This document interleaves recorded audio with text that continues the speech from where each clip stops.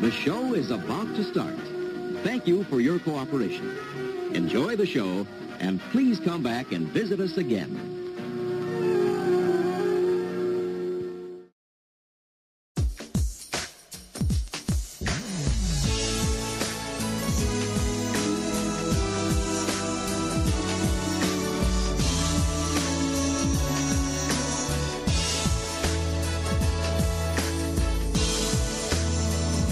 Hello everybody and welcome to the 9 Years podcast. Nick Draper here with Stuart Deakins as always. We are on iTunes, YouTube and 9YRSpodcast.org. And indeed it is Groundhog Day because guess what everybody? We're going to be discussing a defeat this week. Just your 12th in the last 14 league games. If it wasn't absurd, I don't know what point. Stu, what point did we reach absurdity with our results? Because we're long past it now, surely. It's when you get into double figures, isn't it? So, what we now lost 12 out of the last 14. Is it? Is that? I've literally just said that. Sorry. Yes. Dear me. I was just watching the start of the Champions League. Wow. You can tell I'm concentrating, can't you? I was like Champions. I reckon this is what happens every week. Is that I ramble on for a minute or so at the start, and you just zone out completely. Yeah, I think it is when it gets to double figures. I think I said to you. I think I said it on Facebook Live after the Shrewsbury defeat, actually, that you just get to a stage where you don't want to talk about stats. I know we moan about Neil Hardy talking about him, and he's unfortunately got back into that habit on the back of a win in the Mickey Mouse competition. But yeah, I just think you just get to a stage of it just becomes a bit boring. We know we're not very good. A bit boring, like insanely soul-destroyingly boring. Yeah, I think you just try and forget about it, don't you? Just try and forget how bad you are. It's just a blip. The blip was the start of the season when we went 3 games unbeaten. That was our blip. You could argue that. Yeah, with our 3 clean sheets. Anyway, we will be discussing that Shrewsbury game pretty much in the next 30 seconds or so. But I will tell you this week, we're also going to be looking ahead to Don's Trust elections and certain things that Stu and I will be looking for from the Don's Trust going forward ahead of our big interview session on Saturday. We'll talk about more of that later. Neil Cox's pairs as well, and then we'll be looking ahead to the FA Cup tie on Friday evening, live on the BBC. I wanted to say BBC 2. I think it's BBC 2. It might be BBC 1. It is BBC 2. I don't know. It is BBC 2. It is BBC 2. Okay. We're not good enough for BBC 1, no? It's Friday night, isn't it? Friday night. There's loads of things on BBC 1 on Friday night, like The One Show and EastEnders, I think. Is it on a Friday? No, not on a Friday. EastEnders and The One Show are on every day, I think. Yeah. On a Friday, I think they have Would I Lie to You, which is, in fairness, is the best show on TV.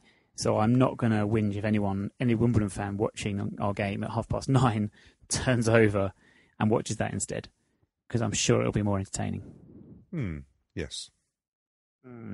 We'll see. Anyway, last Saturday then, Wimbledon 1, Shrewsbury Town 2.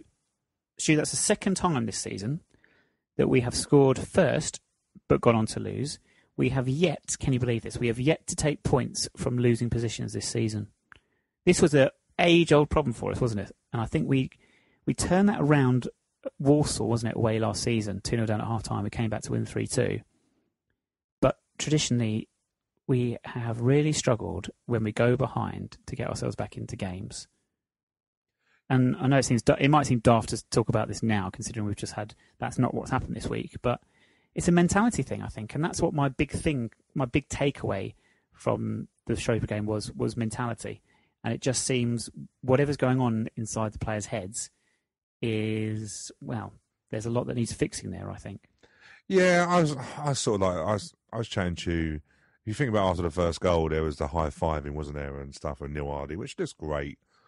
But mentally, it's always great when you scored a goal, which I know we haven't scored many, as judging by our October goal in a month competition. But yeah, it's easy to be on the high, isn't it? But it's that ability to dig in and to fight against turns of possession. So in Shrewsbury, we get a bit of possession that we're not that great at. We just don't have any, and we've said this quite a few times. We don't have any leaders, but you don't necessarily need loads of leaders. You just need people to start talking and start showing responsibility and really not, if I'm being blunt, not hiding on the pitch, which which happened a bit too easily in that second half on Saturday. Yeah, I mean, it's very easy, like we've already said. We lost again, and we're going to be negative. We're going to be down about things. We should perhaps start by concentrating on the positives, which is we did have a good first half, and we did score a goal, at least. Do you know, when we scored on Saturday, the people around me didn't seem to celebrate, and I'm not sure that... I'm not going to read into anything like there's certain things going around online and stuff about fans that have said they actually would like us to lose games because they think it's going to speed up the departure of the manager or enforce change. I think they're going to be waiting a very, very long time for that. But I wouldn't say people weren't celebrating for that reason. I think there was almost a genuine disbelief, thinking this is a team that can't score goals, and yet we've just made it look so simple. Yeah, I don't think we're too sure what to make of everything, are we? Do you know what I mean? We are in a position where we haven't won for ages. At home form, if you're a fan that can't get to away games, then you've probably for most of the year you've probably seen not much at home games. So you probably come quite used to being stuck in your seat and not really doing too much apart from whinging. I want to say I celebrated, but I suppose for me, and maybe this is other fans as well, it's going to take more than one goal for me to really start believing that we've not addressed the issues, but turning a corner as such. So I suppose, and it could be, social media is a powerful thing. It could be people do think, crikey, that's just going to, you heard on social media after the win on Tuesday night that people are going to now say let's turn the corner and we're on a good run and stuff. It's like people were going, some people have gone enough's enough, and that they don't want anything else to happen. It could be also the thing that, remember when George Franklin was around and he scored a goal and people just didn't want to celebrate, or they would say how bad the goalkeeper was, or stuff like that. It's just a little bit of a negativity, isn't it? Yeah, which we're trying to get away from, but it's impossible not to. I think we took the lead, and we deserved to be leading at half time, didn't we?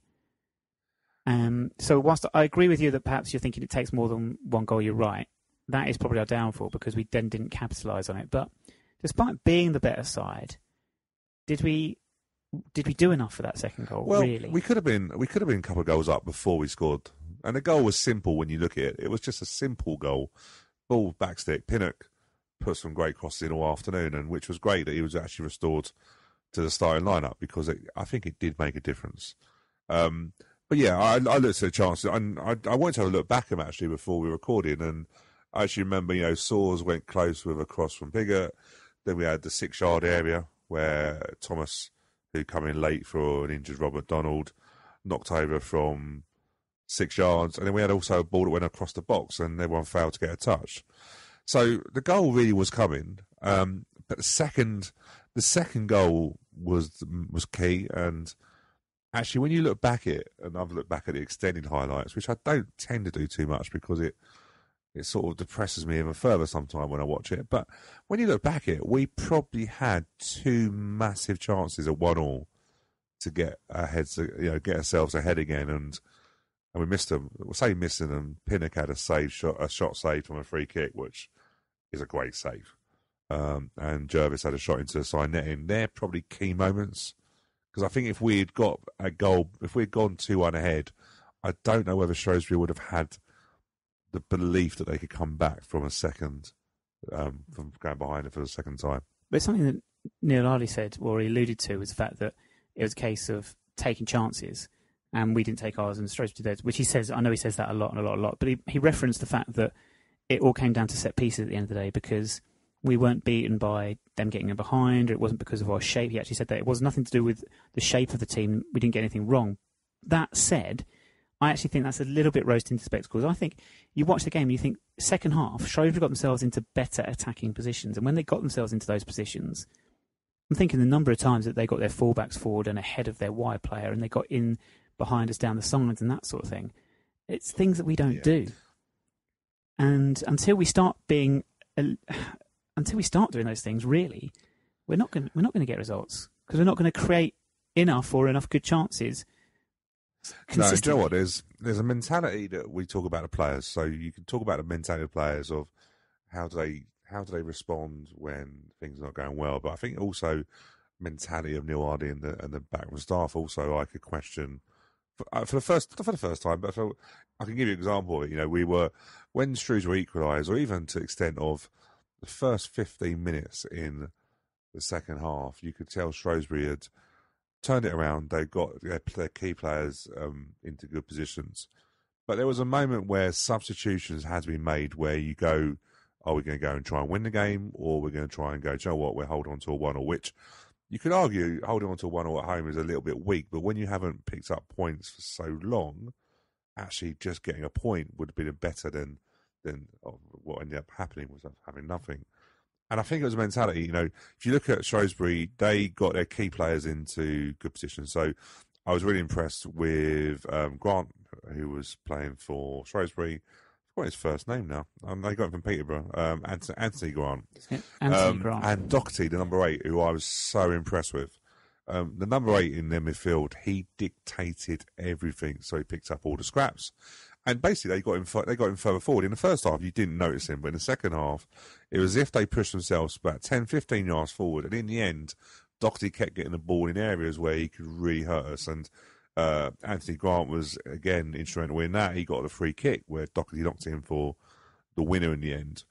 But it was key decision, I think, of mentality. Were we brave enough, and we used this word before, were we brave enough to actually make the substitutions to influence the game for us to go and win it? And I don't think we did. I think once we took Hanson off, we sort of went into a bit of a 4. Well, Kwesi come on, didn't he, as well? Went to sort of like a 4-5-1.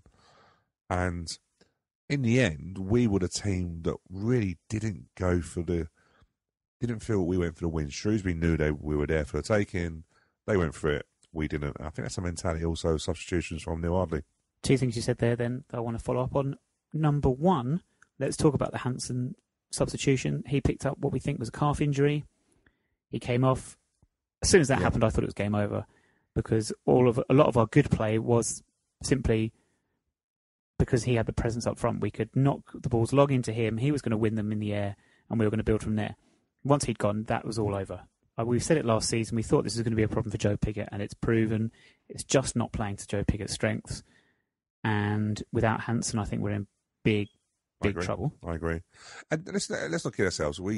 Shrewsbury come out for the second half miles better than us. I don't know what was said at half time by both managers, but they both, they went on record saying the Shrewsbury manager was under pressure. They lost that game. I think their captain had alluded to the fact that it could be gone. So he was under serious pressure. But Hanson wasn't in the game for the first 15 minutes. I know people said, it changed when he went off. It did. But it wasn't because Hanson went off that we lost the game. They had done it. Basically, they had just pushed up, and they had effectively stopped us getting any supply around Hanson. The worry is he went off so easily. So I'm not saying that he didn't want to, I'm not saying he went off and cried off, but the way that Stuart Douglas went up to him and looked at it as if like it was an injury that he's had and been trying to nurse through, because there was no are you going to run this off? It was like, okay, we've probably got as much out of you what we thought we can get out of you. And that's going to be the concern, because his injury record for the last couple of years isn't great. And he is probably the biggest player we've got, a key player, that if he doesn't play, we lose so much from our game. And you've also sort of lent into what my second point was going to be. My second question to you, regarding Shrewsbury and their improved second half performance, it would have been fascinating if they'd have started the game the way they started the second half. They started the game. I've never seen something. I was laughing, really. You've mentioned Grant there. He was playing almost a holding midfield role. It was like the old, I love it, going back however many goddamn years it is now, David Moyes' Everton, 4-1-4. So you had your 4 defenders, your 1 defensive midfielder, and then 4 midfielders in front of him. And you were really tight and compact, and no one could play between the lines. And that's how they set up against us. That's a formation that you use to employ when you're trying to stop teams from scoring and trying to stop them from playing through you. We're never going to do that. For me, it was ludicrous that they did that. I don't know what their scouting was like. They invited us onto them, a team with no confidence, that we have got no confidence at all, and they allowed us to grow into confidence as the half wore on. And I think you mentioned Hanson there, certainly seems to be one that did that. Terrell Thomas was another one that perhaps was a little bit nervy, but he had an easy, I'm going to say he had an easy ride in the first 15 minutes, and that allowed him to grow into the game, into his proper debut. So, yeah, I'm thinking, had Shrewsbury come out and played, like you said, with Doherty further forward, going the other way. Instead of having one holding midfielder between your two lines of four, he was almost ahead of his midfield four in that space. Might have been a different story. You don't know sometimes, do you? They're probably thinking that Wimbledon are at home. Their managers come out with quite a bit of he's trying to get his fans behind him. They might have just thought, you know what, they're going to come out with they're going to fire it up. They're going to come out. Let's just see if we can silence the crowd. Hey, look, that ain't all at our place, is it? Yeah, I think they probably just generally went for it. They had nothing to lose. They had nothing to lose in that second half. They were technically the manager was out of a job, so. But they changed formation. They didn't really change much players. They brought Holloway on, who I've always liked. He just ruffled the feathers of Thomas and Deji. He just done enough to give a presence. But I looked at Dockley. I'm thinking, where's this player come? I thought he was probably one. And I'm not going to say he's the best midfielder I've seen down at Wimbledon this season, but he's probably in the top 5 midfielders. I thought he picked the balls up. But the funny thing is, he's a 22-year-old lad on loan from Glasgow Rangers. So you're sitting there thinking, how did they find him?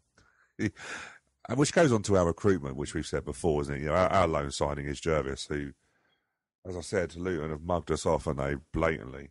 And you just think, where did they pick that little one up from? Because I thought he was excellent. But yeah, they changed their formation. Like you say, you're right. They did change it, become more attacking. They knew we were there for taking. We knew we were struggling. And in the end, the goals, I suppose Neil Hardy's right about set pieces. They're the goals really that you can work on, you can practice, but there's a psychologically, I think, even the fans psychologically know that we're weak at them. So the second goal, Mark Hendricks, Mark missed the first goal because he went and got something to eat. So he wasn't on his seat. So me and Aaron were sitting, and he missed a goal. And then he got up, as a free kick had been given, he got up to leave early because he had to go and pick his son up. And I was like, Mark, don't get up, because the last time you got up, we can see the goal. He got up. We scored, the set piece went in. Of course, we all know we're dangerous to ourselves in set pieces, but it's like the fans also sense it's a free kick. We can't defend, and I think the players sense that. I mean, well, on Saturday, in a similar vein, basically, I was sat next to my dad, and when Shrewsbury got that free kick, I think it was Quezzy that actually gave it away. I turned to hit my dad, just so lining up to take it, and I said, they're going to score from this. And part of that is typical negative football fan thinking, but also part of it is, normally when I say things like that, they don't score. Yeah. Do you know what I mean? It's sort of the football gods can listen in and change things. It's like when Pinnock's lining up to take his free kick, and I'm just like, it's going to go straight into the wall. He's either going to go straight into the wall, or he's going to totally miscue it, and it's going to go high and wide, and then he comes within a whisker of scoring. Do you know what I mean? It's like, it's one of those things. But I mean, reality, basically what you've just said there is we've lost because Mark Hendricks left. So it's all his fault. Yeah, will do. I'll tell you what, but you know what, right? When you watch the goals back, and I know we don't try and watch them back too much because we're forever watching goals against us.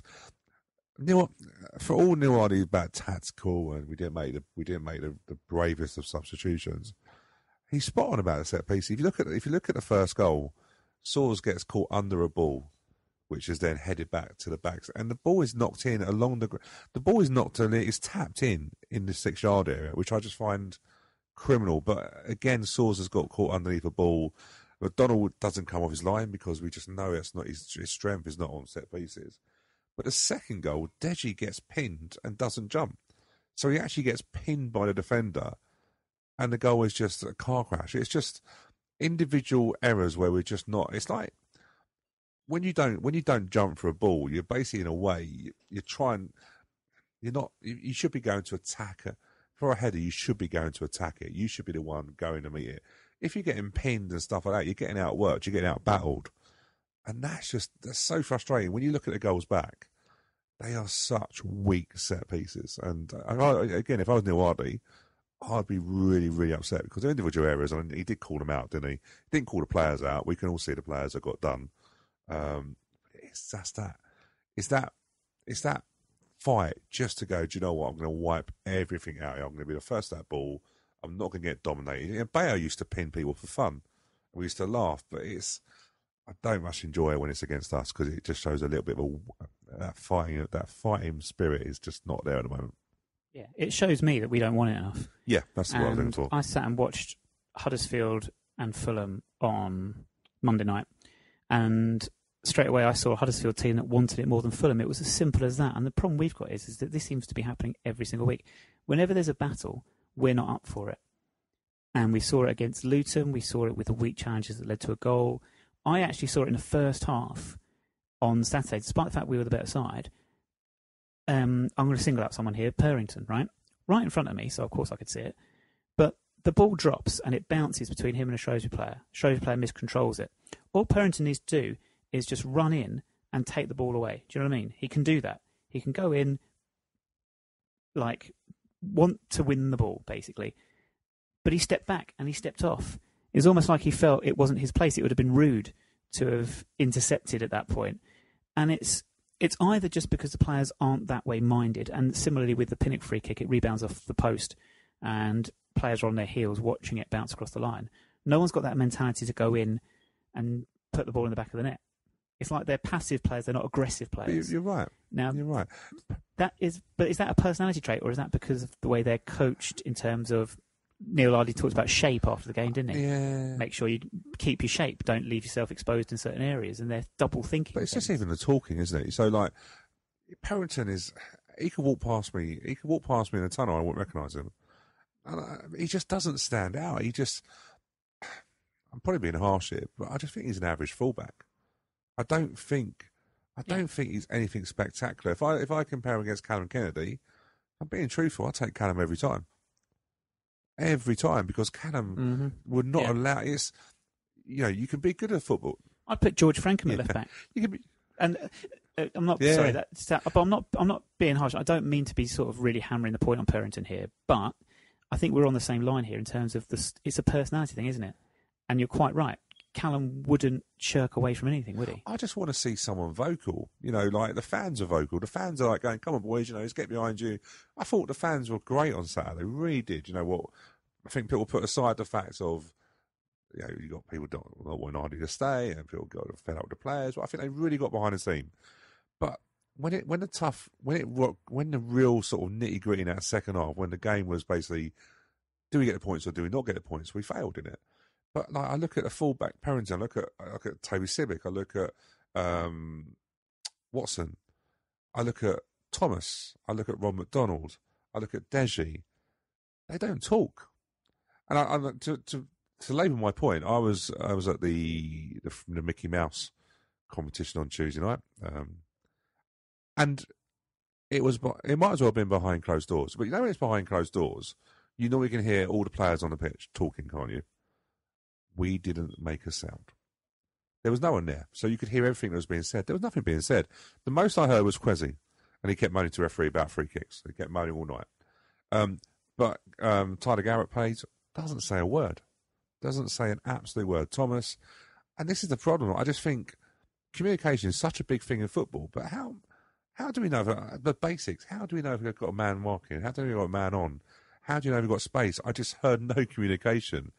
And for a game behind closed doors, which might as well have been on Tuesday night, that's ridiculous. Because I heard the Stevenage players loudly, because most of them were cursing each other. But I heard them. But we don't even do that. What we said there is that we've got a team that's too nice and doesn't communicate very well. So what we're seeing is a bit of an AFC Wimbledon trait from top to bottom in the football club. I think that's fair to say. Yeah. We are a very nice football club. We do everything by the book. Hey, look, geez, think about the Milton Keynes thing that we're having to do this mediation thing for right now, okay? What is our crime? We didn't put the word Dons in the programme, right? That is our crime. That is as edgy, and that's as far as we'll go when it comes to pushing boundaries.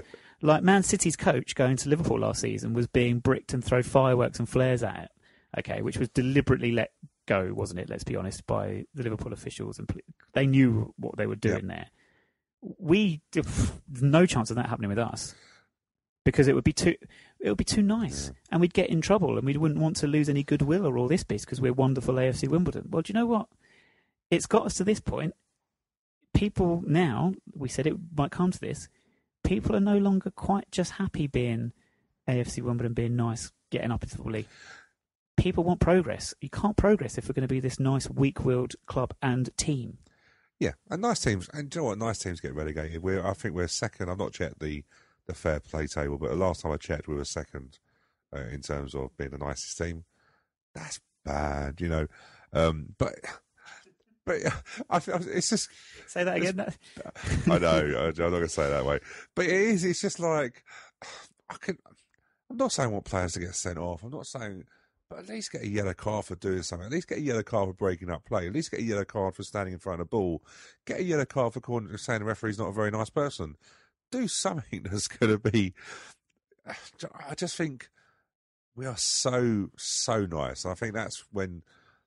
Do you confuse sometimes nice? Because we are, we do say respect the referees, and if you look down at youth levels, and Mark Robinson, he's very much about do not abuse the referees, speak to them, nicely. But it just sort of transpires. Is that the code of conduct that we say? Don't shout to a referee, don't do this. But when you're struggling, you're not winning. Fans look on that as weakness, and it is, and that's I look at it and. Last season, I was like, get rid of Barry Fuller. I thought he'd done a great job for us, but the end was here. Hey, look, I'm being proved totally wrong. I would take Barry Fuller back on loan like a shot because I know one thing: he wouldn't allow certain players in our team to coast through games. He wouldn't allow it. Lyle, I know I mentioned Lyle again. I think I mentioned it in the podcast. He wouldn't allow it. Even Tom Elliott wouldn't allow it. Hold on. You don't mention Lyle every podcast. You mention him every day, Stu. But can you get a message from you at least every day? Imagine the players we've got. Can you imagine Jake Reeves standing for some of the stuff? No, I told you this. The team that got promoted from League Two would smash this guy. Bayer would never come out of the change room. He'd have them all against the wall.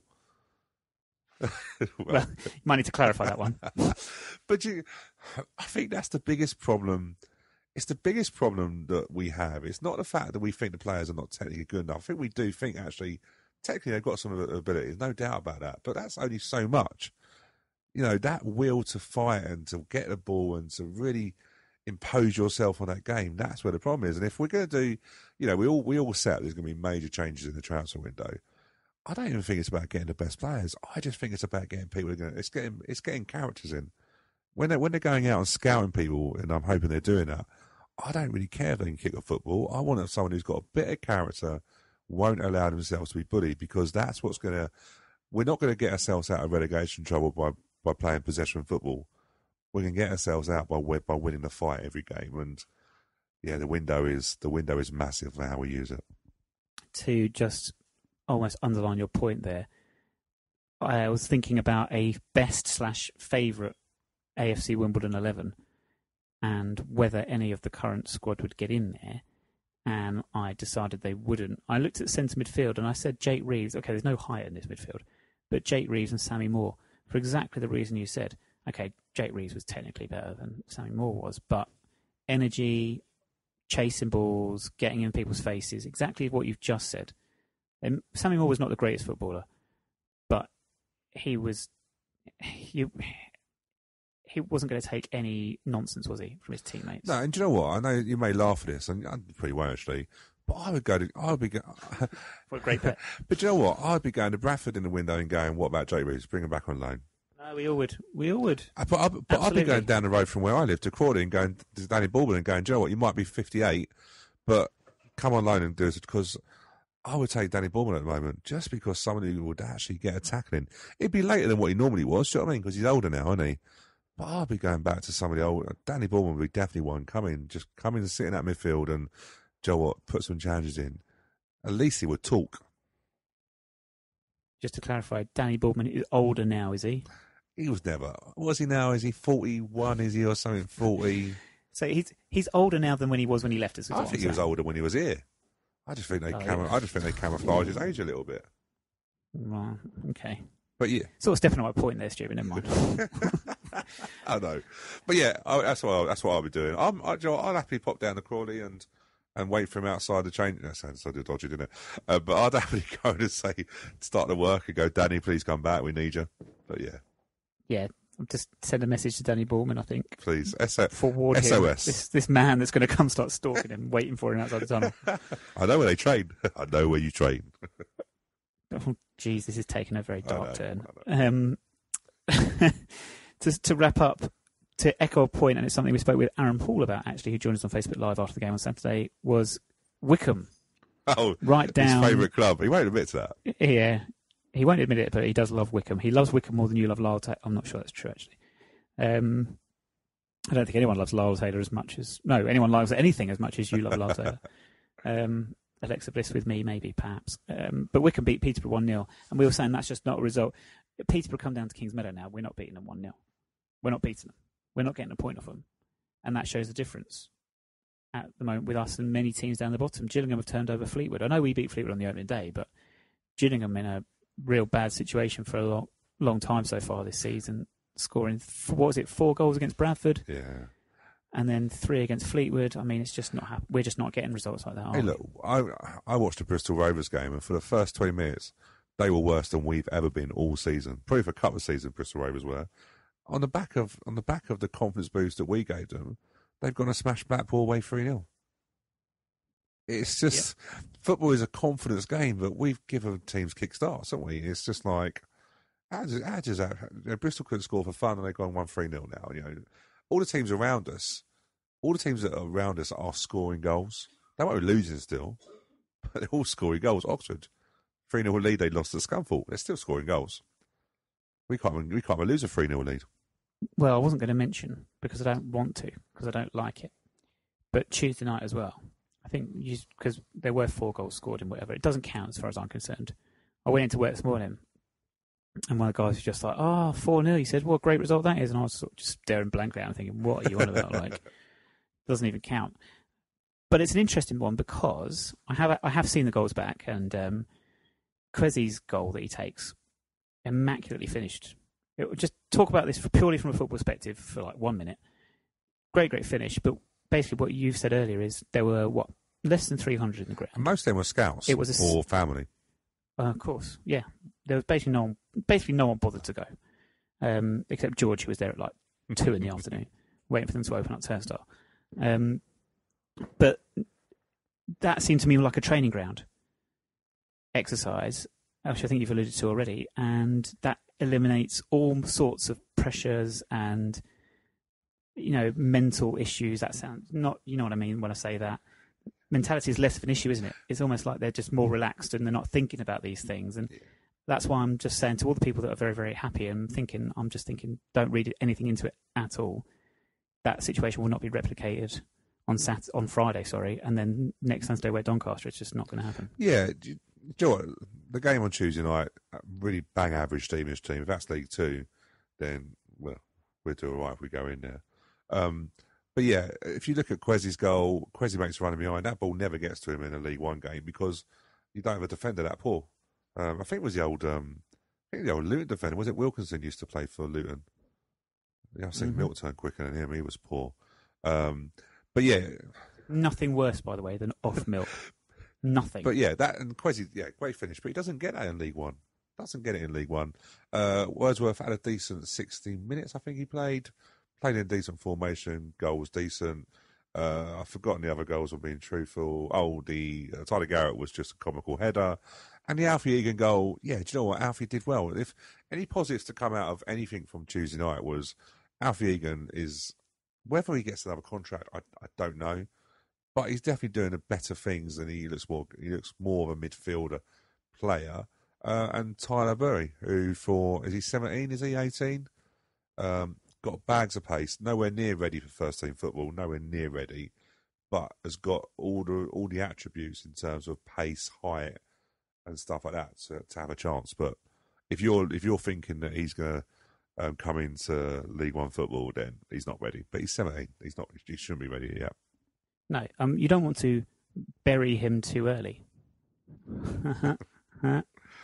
Hey, look, we should be, in all seriousness, we shouldn't be playing people like Annie Hartigan or Toby Civic in this team at the moment because I don't really know what we're doing for their development because they're playing in a relegation team. I don't know whether that, I don't think that enhances people at 18. I think it could knock them for 6.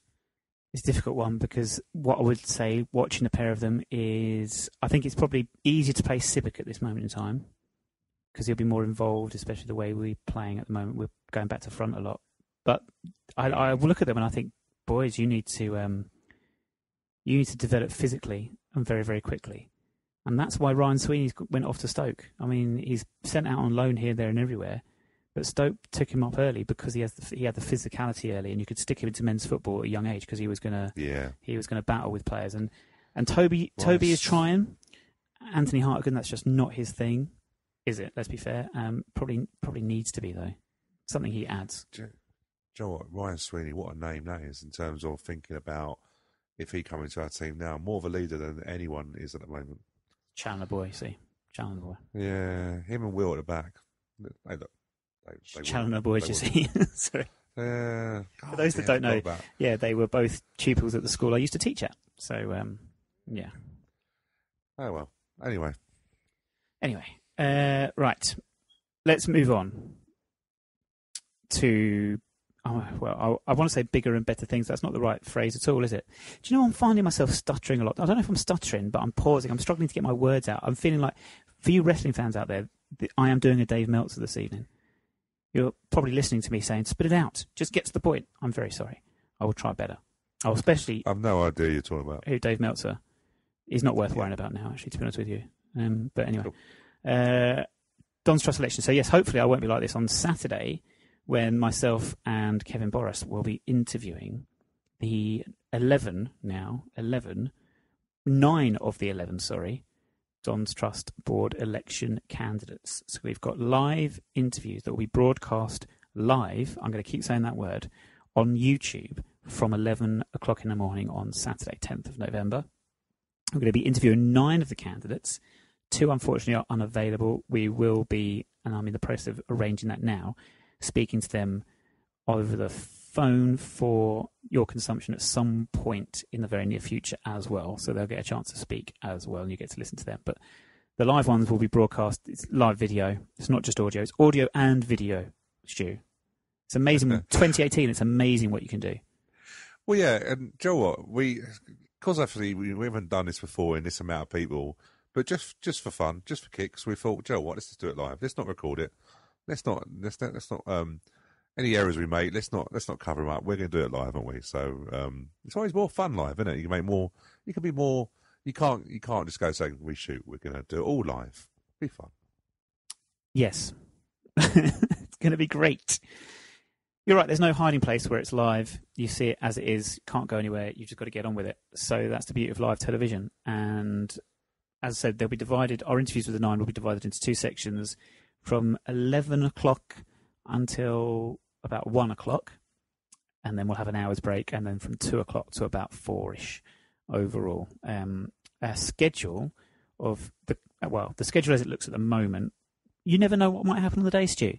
Somebody might get caught in traffic. There might be something that comes up at the last minute, but we have a schedule outlined which we will post out on social media, and I'll put it on 9wirespodcast.org over the next couple of days as well for you to view, so you can see. But also the important thing is that we will be interviewing them. We have our questions for each candidate. So each candidate will be interviewed for about 20 minutes, one after the other. But not only will we put our questions to them, you can put yours. As a Don's Trust member, you can put your question to them as well. Simply email. You can do this in advance by emailing 9yrs@may14.co.uk. Again, that's all out on social media, on Facebook, Twitter, and everything like that. Also, if you are watching live on YouTube, you can submit questions via the comments section next to the video. And we'll be having, I think, Stu, that might even be your job on Saturday. That's my job. Collating the questions as they come through, and then you'll then put them to the candidates. So this is a great opportunity to reach people from around the country. We've done hustings before. Hustings, Stu. Oh, is that what it's called? Now I know what you're going on about. Yeah, not these hustlings. I don't know what these hustlings are. I just added a few extra letters. Yeah, just the one, but it's one L of a letter as well. But people from around the country can ask their questions. It's great, as opposed to the hustings in the past where they've been live in person, which is still fantastic, but you're limiting the amount of people that can access it. So by broadcasting it live on YouTube, many people can see it. the link to the live videos will be on 9yrspodcast.org and then all our social media on Saturday morning. And then there'll be another link for the afternoon session at about 2:00. So search for those, look out for those. But Stu, we've been thinking about the Dons Trust and with these elections coming up and some of the things that we think we might like to see in future from the Dons Trust. It's safe to say there's a little bit of dissatisfaction at present, prevailing atmosphere, attitude amongst the fan base. What sort of things would you like to see from the Dons Trust going forward from here? What is, I must say, possibly the most challenging point at any time for everyone connected with the club since 2002? Yeah, and do you know what? I think we're really excited about doing these interviews, but I think also it's probably, I might be wrong, but it's probably one of the most important elections coming up. 11 strong people, and some real sort of decisions that need to be made, moving back to Plough Lane, but also some dissatisfaction from some things that have happened, obviously, over the last couple of years. So I suppose what I would like to see is it's just about improved engagement and communication. They're always my thing. I think they're the biggest things of anything. These anyone that gets elected out of these 11, which will add to the current 5 who are already on there from the previous elections, will basically be representing us fans on the Dons Trust board, and also then whoever represents that going towards the football club board. So it's really just about engagement, knowing what the feeling is out there. So my sort of thing that I would hope for really is so they've done some really good things. I think it's really, really important to recognise that, the Dons Trust kiosk now is their match days, and they have a rota so people can see them. But I think also they've been doing some little breakout sessions in Dons Trust meetings previously.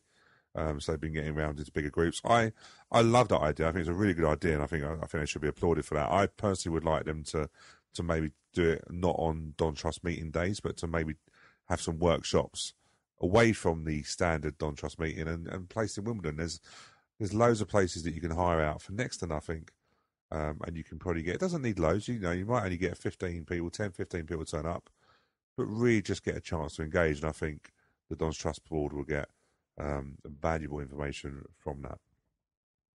Talk about standard Dons Trust meetings. Do you know what? I think I have come up with the suggestion that we scrap them pretty much entirely. I know you have to have an AGM. I'm not sure about the Constitution and what it says in terms of official meetings with members and stuff like that. But we've all been in these meetings.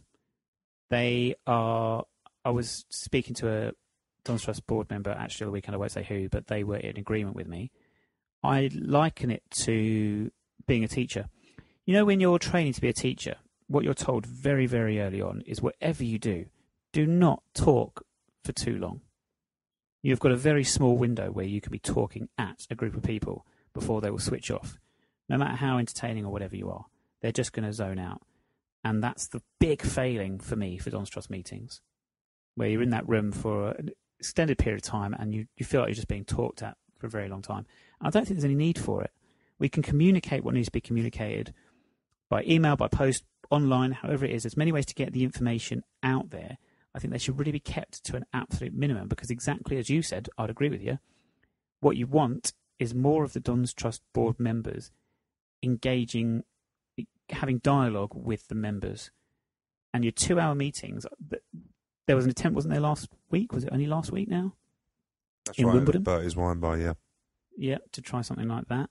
I would take meetings at Kingsmeadow, however often they are. I would do it like a parents' evening. Sorry for all the teachers' school analogies here. But do it like a parents' evening. Have your Dons Trust board members behind a table and you get the opportunity to queue up, line up, have your say, have your discussion. You can time limit it so more people, so you've got a maximum of 10 minutes, say. If there's nobody waiting, of course, you can take longer. Have your say, and then the Dons Trust board will know the views of the fans. They're better informed about what we want, and that leaves them in a stronger position than to deal with the football club board. But you know what? It's also, you and I were involved. I think it was last year, actually. I'm trying to think now, but we were involved in some engagement sessions, weren't we? With Charlie Talbot kindly invited us along to. And Kevin Rye, yes, that's right. Kindly invited us along to, and it was a mixed group of people. So I think we were invited because we were the cool people, No, I'm joking. I think we were No, just... that was me. Oh, you were there. I was definitely the old person. The old person box. But without going into detail who was there, they really did select. I think there was probably 15 of us, with about 10, 15. But they selected people from different age groups, genders, all that sort of thing, and it was really good. So it was controlled in terms of the Kevin and Charlie controlled it in terms of making sure we got conversation going. But I remember coming out. I think was it 2 hours we were in there for, possibly. It could have gone on longer, but we did it as some sort of like location in Wimbledon that was hired out. I'm trying to think where it was now. Where was it? Was it Church Hall? Church Hall, but easy to get to. It wasn't, but it was something like that. Something like that. But really, really good location. But the thing, I actually come away feeling really engaged because, and one of the things that I took away from it was that there was a kid in there. I think he was 16, 17, 15, 16, 17. He might have been younger. Younger. I think that was Simon, wasn't it? Simon Rice, I believe. Yeah. Do you know 13, 14? Yeah. Come across really well. Was in a room full of older people, but I actually got to listen to somebody of a younger generation and what they wanted and actually what they saw Wimbledon as. And we had some really good dialogue. And I think if the Dons Trust board did something like that, they would get so much from it, and fans would feel engaged. People would talk about it. I think we just have to try different things. We're doing a live session on Saturday. There's nothing stopping. Technology has moved on. There is, we've got the web jam, which works well, but we've never done anything with live feeds or questions from home. There's loads of things you could do. You could have 3 or 4 every month. You could have a selected 4 or 5 people from the Dons Trust board, and they literally just go out live on YouTube and interaction. Talk about what's going on, what are they doing, what are they up to at the moment. Have questions, have dialogue. There's so many ways you can do it, and I think what I would, from me, without showing any, I'm not going to show any bias on who I think should be on there, but what I would want from a Dons Trust board member is someone that wants to get engaged, but thinks differently. What's that got? Oh, I see. You mean engage with the membership? Engage with the membership, but thinks differently. Not some just like single bloke who really wants to get married. Yeah, but thinks differently. What other ways can you get? Not the standard meetings, which you're spot on about, but use social media, use what's out there, because we're going to be able to prove on Saturday that you can use live in such a different way. I'm hoping we're going to bring something a little bit different to what's been done before and show just what can be used. So let's just get talking, and your younger fans will get involved if it's easy. We know what kids are like nowadays. They don't really want to go out. They don't want to go out to Wimbledon, which is a nightmare to get to. Kings Meadow is a nightmare to get to at best of times. But if you chuck it on social media, which is what they engage with, and chuck it on the forums that they go on, you'll get them engaged. Yeah, well, you'll get them involved in the process. You won't get them a wife. No, because they're too young, maybe. Oh, possibly. And I think, again, I don't want to hammer home a point, but I think also there are times where I've been to meetings and points have been raised, and perhaps the answer to that point isn't, and it's not a failing of anyone, it's just, it's not really available at the time. There are other people that need to be involved in the conversation. So I'm thinking, and yes, no one likes paperwork and red tape and stuff like that, but we almost want a system where if someone's got a comment to make, it's logged and put through a process where it's dealt with through somebody on the Dons Trust board who takes it to a Dons Trust board meeting, and then from there, whoever's responsibility it is to liaise with the football club board, puts it to the football club board, a response is given, and then it can feed back to the person that brought up the initial point. And it might be a minor thing. It could be the smallest thing about something on a match day, like what's shown on the big screen after a game. But you know what? We're a fan-owned club. These are the things that fans care about. These directly influence their match day experience. So they want answers from. So maybe we do need to think about some way of logging these requests, making sure that people feel like when they go to the trust or the football club board with something to say, they've got evidence that what they've said has been taken on board, and nothing might come of it, but at least it's gone through the process and they've got evidence of that. Or is that too much red tape, too much paperwork, perhaps? I don't know, and I think we have to accept that it's not an easy job being on a Dons Trust board, and I know a few to talk to and some friends that I've got on the Dons Trust board, and I know how much work they put in. and it's a volunteer role. It's not, this is on top of their jobs, etc. So anything. This is why it's not about saying we want you to do. It's not about saying that we want the board to do more. We just want them to make things a bit easier, and there are ways that you can make things easier. And I agree, logging things, minutes of meetings is one of my ones that I think there was an agreement of the sort of timeline, but sometimes the minutes can take longer to come out, and you're about a couple of months behind when really things have moved on so much that they don't really add up. Such, and I suppose one of my biggest bugbears, and I think I've been given a reason for this before, but minutes that are, is it called retracted or redacted? One or two. Redacted. That's it. But there just seems to be more than them than actual points. And I appreciate some things are sensitive and stuff like that, but I think it's just people want to have information. And probably one of the things now, it probably is one of the most testing times for the Don's Trust Board from whenever, 10 years ago when we were going through the leagues. Yes, there was stuff to do on the Don's Trust Board, and I take nothing away from what people did when they were on there. But I think now with how things are on the pitch, and also with us moving back to Plough Lane, it's probably the Don's Trust Board are probably going to be under the most scrutiny, if I'm being honest with you. So, the people that are elected on there have got a job, a big job to do, and they need to know what people want and what they're feeling and what they're thinking, and that's the way that's the way we need to move on with it. Yeah, it might as well in the future. I don't know if it's now, but the link. So because every football club has to have a supporter liaison officer.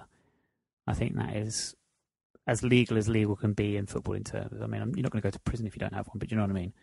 And ours is David Charles, of course, because it has to be somebody actually employed by the football club. And again, this isn't a critique of David Charles. It's just for me, I wouldn't be able to tell you how that role, what comes of that role. Do you know what I mean? Like, it's not visible as to how to get those channels moving. I think that's something we have to think about. We almost need a supporter liaison officer on the Don's Trust Board, who is basically the mouthpiece, if I can say that, for David Charles. Does that make sense? It's a bit of It seems a bit of a muddy grey area, that one. It does, and it's the football club board is a totally different subject, isn't it? But there's a lot of work being done by the football club board, and cracks are showing, and maybe even on the Don's Trust Board, cracks will start to show because they've got there's a lot going on, and I suppose what the Don's Trust Board and the football club board just didn't need really was the stuff on the pitch going a bit pear-shaped, because they got enough to worry about without that. But it's really weird. It's really interesting, isn't it? How when it's not going well on the pitch, how that then just means everything else comes to light. And I think that's just what it is at the moment, isn't it? But I think I'm looking forward to it. I think the elections will be quite exciting, well contested, and at least the main thing is now is there is choice, and there wasn't last year, and I know Eric alluded it to in his program notes, but you don't really want to have, where possible, unelected elections. And was that a word? Not unelected. Unelected elections. Unelected board members.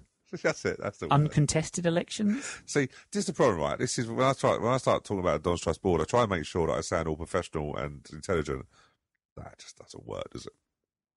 No, but hey, on the bright side, we've got Neil Cox's Pears coming up, so that's Lovely. where you can put that. You can sort of put that to bed. But before we do, so we should just in case you haven't, and we haven't mentioned it enough or hammered home the point enough, Saturday the 10th of November from 11 a.m.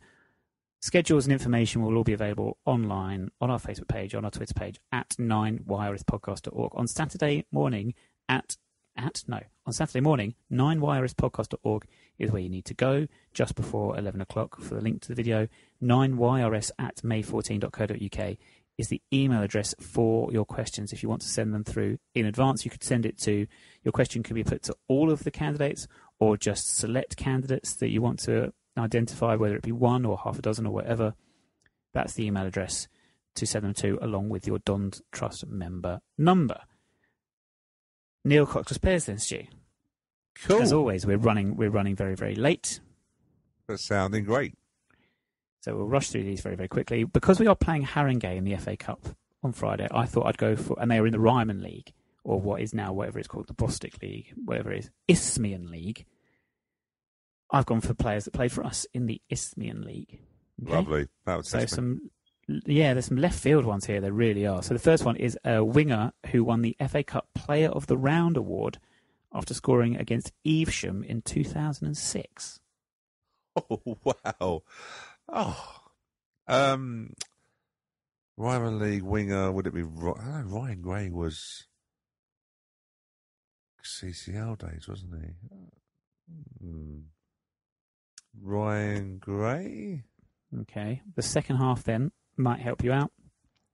This is a traditional British dish made from boiled potatoes and cabbage. Boiled potatoes and cabbage. Yeah. It's basically your leftovers, what you do with your leftovers. Put them all together and make something.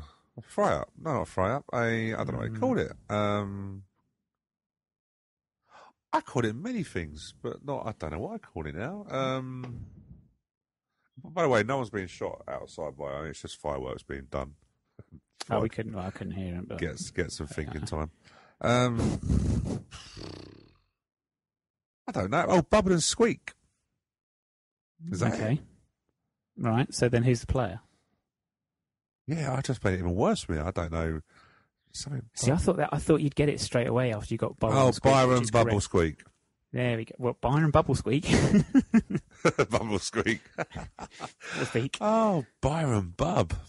Yeah, Byron Bubble and Squeak.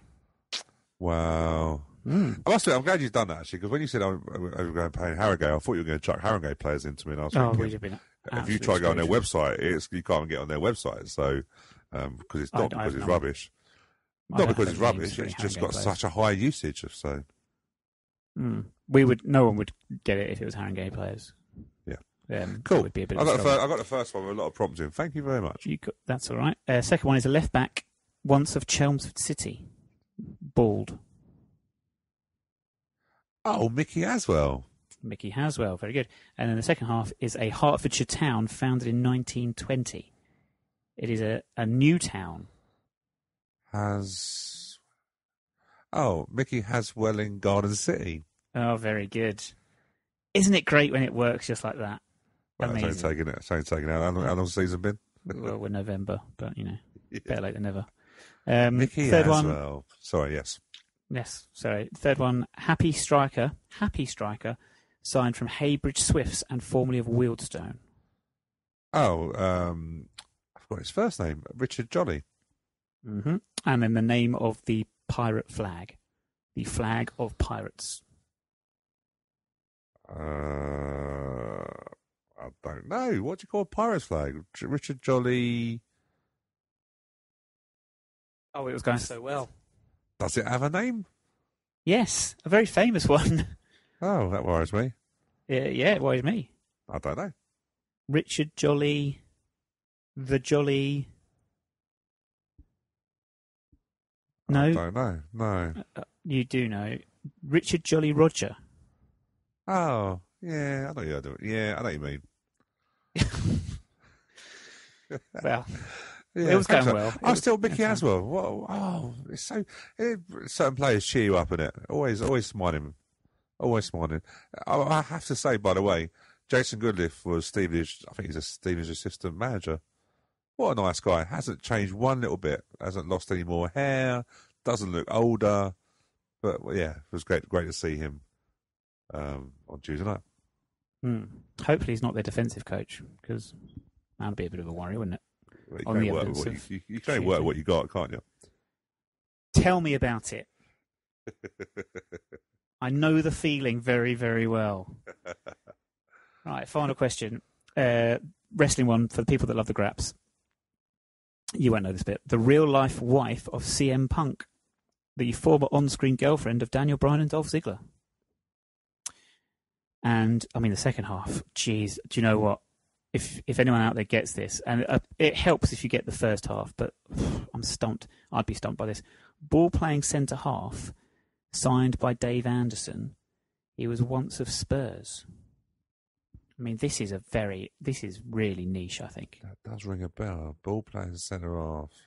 vaguely recall him scoring maybe once against Ashford Town in a midweek league game, but that's about as much as I can remember. I remember someone coming in with Spurs background. I can't think of a name. Well, do you want the first half? The answer to the first half. Yeah. The real life wife of CM Punk is AJ Lee. Oh, do you know what? It's gonna. Wasn't Roberts? Wasn't what was? No, but I do remember someone coming in with a background of Spurs because back then you sort of he played for Spurs, but then we realised everyone's played for a professional club at some point. Mm-hmm. Well, no, I can't think it is. Particular player is AJ Lee Kersey. Yeah, no, I wasn't close on that one. Wow. Fair enough. Yep. Told you that was quite a I say niche again, sort of really difficult players. The players are normally the easy part for people, but they would have been a little bit tricky this week. I'll be impressed if everyone got that last one. Yeah, if you did get that last one, please let us know. And don't lie about it either. We'll know if you're lying. We can tell. I'm a teacher. You can tell. Right, we are, as we said earlier, we are very, very running late, and it's Wednesday night, so I need to get really sharpish going. So not a great preview for the Haringey game, Stu. Suffice to say, 5 to 8 kickoff on BBC Two. They are 18th in the Isthmian Premier League. They have not won at home this season, despite their 3G pitch, although they have won in the FA Cup at home. But you've noticed something about their FA Cup run to this point. Yeah, I thought I'd have a look because always curious of what their runs, because obviously bearing in mind that their run would have started right at the beginning, so they started in the final preliminary round, which Wimbledon fans will remember we've been in many times through the years. But yeah, so I always like to look at levels. So if you think of level 1 being the Premiership, Haringey Borough are level 7. So they are in the Bostik Premier, which is the old, basically it's the Isthmian League, but it's the old Ryman Prem, which we were in before, after getting promoted via the playoffs last year from, believe it or not, this will make you chuckle, they were in the north section of the Bostik. So yes. They were, yeah. How the north section being in London, I know North London, but yeah, it's like, wow, okay. But anyway, so do you know what? They've done really well. So they haven't played any, in the 5 games that they've had 4 home draws. They played, every time they played someone or drawing against someone, they were in a league lower than them. So they started their journey off with a 1-0 win against Stanway Rovers, and they were in the Essex Senior League, which is level 9. Bearing in mind Haringey level 7. 3-2 win away to Brentwood Town, who are Ryman Division 1 North at level 8. Then a 2-0 home win against Evertons, who are in the Southern Counties East League, and that's level 9. And then a win at home to AFC Sudbury, who are in the Bostik North League, level 8. And then finally, so their 4th qualifying round, bearing in mind in the 4th qualifying round, they could have drawn conference clubs galore. They managed to draw Poole Town, who are in the Southern League Premier South, which was a league lower than Haringey Borough. So you have to say, they've done really well with the draws, and when they finally have drawn someone in a league above them, they've drawn us. They've done quite well. They've done very well. A real pick of the first round ties. I think everyone will agree. We've only lost twice in the first round of the FA Cup since we've been a Football League team, since 2010. So even before that. So we've got a pretty decent record. Those defeats at home both times, by the way, to Coventry and then Forest Green Rovers. Yeah, I remember Forest Green Rovers stuck in a John Green stand trying to protect their eyes from the sun. Yeah, I was trying to work out what was happening at the other end of the pitch. Found it a massive struggle. But yeah, so prediction, basically, let's just, what do you reckon? Easy win or hard work win or a defeat? You know what? Yeah, I saw this feeling it might be a draw. I know it sounds ridiculous, but we're still not on a great run. Yeah, I think from what I understand look, let's just call George out on this one. George was in the queue on Monday night when it went on general sale for Haringey Borough fans because he thought it would go on ballot. So he's got a home ticket. Bless him, George. Well done. He's actually got 2 tickets, hasn't he? He's got £21.50 worth of ticket. He's got one in the home end, one in the away end. See, he's supporting non-league clubs who are going to make a packet out of this. So well done to Haringey Borough. But his report of the ground was it has got floodlights that basically are lampposts, and it ain't the £500,000 that Sutton bought on their 3G. He seemed better on goals. And that's not being derogatory to anything of Haringey Borough, because that is the level they are, and we've been there, done it, and been to those grounds before. But even though us fans have been to grounds before like that, I don't know if many of our players have been to grounds like that. So, hey, look, I think we may just scrape through, but I wouldn't be surprised to see it being a draw and a return and replay at our place. Well, very much looking forward to going there. Anyway, there'll be an experience Friday night in North London, swing by Spurs' new, in inverted commas, stadium. See how that's getting on, and I will go for a 2-0 Wimbledon victory. Clean sheet? Yeah, because Haringey is shit. Oh, let's please hope you don't eat those words. Yeah, I know. All right. Before we sign off then this week, because we are running very late, ladies team, this week they beat Norwich City by 4-2. 2 goals from Jenny Nagel, Caroline Bisson and Katie Stanley. I did that joke last time, I'm not going to do it again. Fourth in the league apparently now, and they have an FA Cup game themselves this week. Women's FA Cup game on Sunday, 1 p.m. kickoff at Northwood FC. They are playing the New London Lionesses, who I assume are some Millwall-based team or something, I don't know. What a great name. New London, I know. You'd be quite scared of playing them, wouldn't you?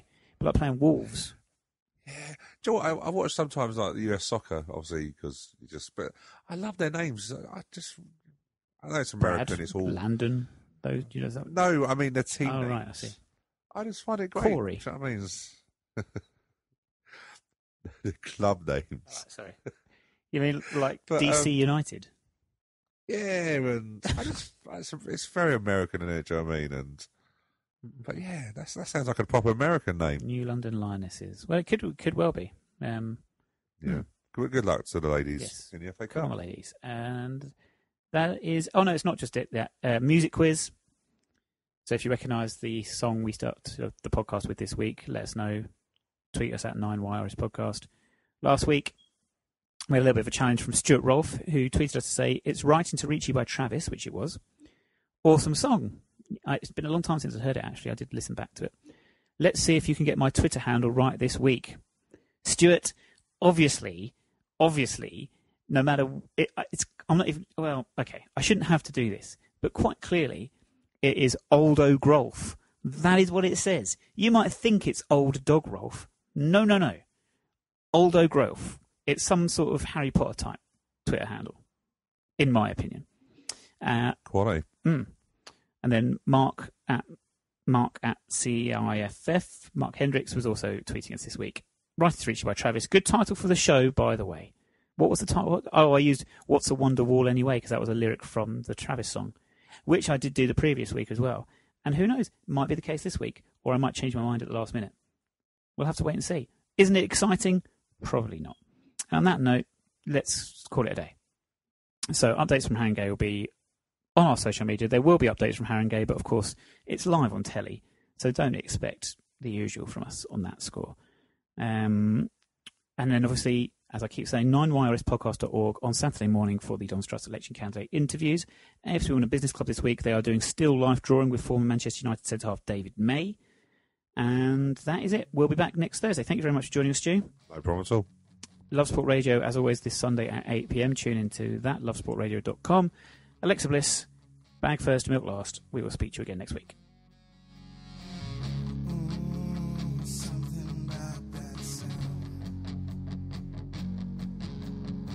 Static coming through when you lay that needle down.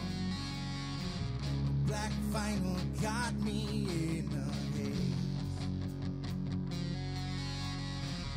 I'm drifting back into those glory days. They'll sing about girls and cars, sneaking into bars, drunk fist fights and battle scars. Lord, how I wish those days were mine. And they'll sing about smoking in the glory days, chasing the ones that got away.